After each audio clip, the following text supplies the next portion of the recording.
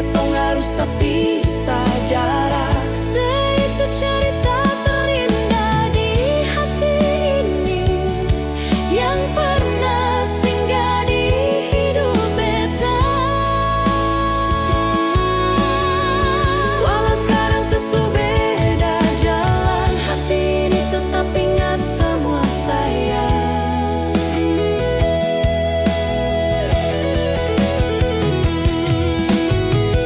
Katong pernah mimpi rumah kecil penuh cinta dan suara anak, tapi hidup punya jalan sendiri, bikin katong harus terpisah jarak. Seitu cerita terindah di hati ini, yang pernah singgah di hidup beta. Walau sekarang sesubeda jalan, hati ini tetap ingat semua sayang.